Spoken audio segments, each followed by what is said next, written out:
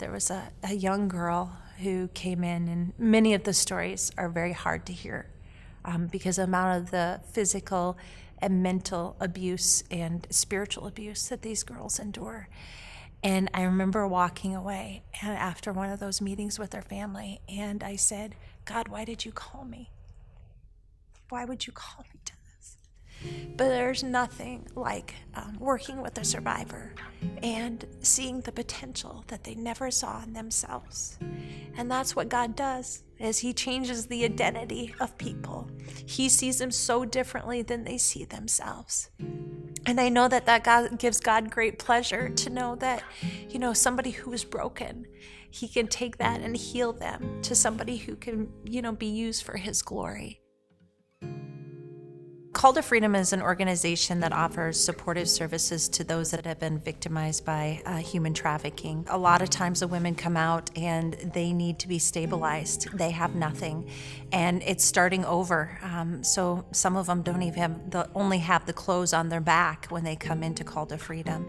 And so we really are that bridge gapper between community partners and really help individuals who are coming out of sex trafficking to provide them with any service that they need through collaboration, through providing those resources, to just sitting down and being a safe place for the women. My granddaughter actually had been trafficked by an individual here in town, and fortunately for us, he was arrested.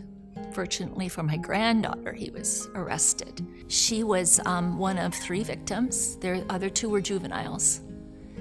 And at that time, we actually didn't know anything about trafficking. We heard it, but we didn't understand anything.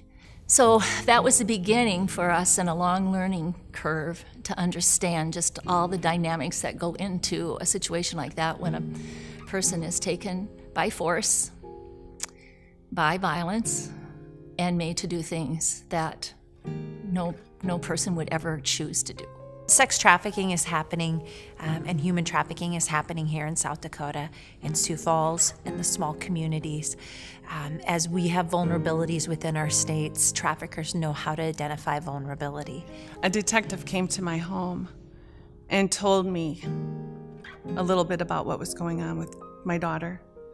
Thank God we found Call to Freedom, because I don't know where we would be at today without Call to Freedom.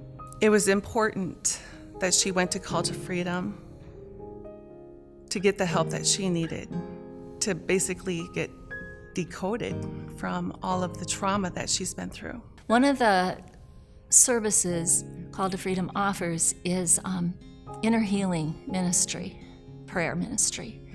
And I really feel that that's one of the key components that helped my granddaughter break some of the bondages that she was under. So we really need resources, and that is volunteer, financial, prayer as well is so important to us. We need all 3 of those because all 3 of those work together. We need funding, obviously, to do more of the work and provide more services to survivors. We need prayer because this is not just a social injustice that we see on the front lines, it's a spiritual battle.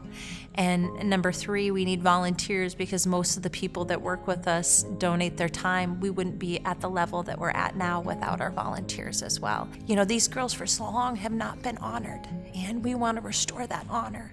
We want them to look at themselves as beautiful, created, wonderful women, fearfully and wonderfully made for the glory of God. And I know that's why God smiles on Call to Freedom.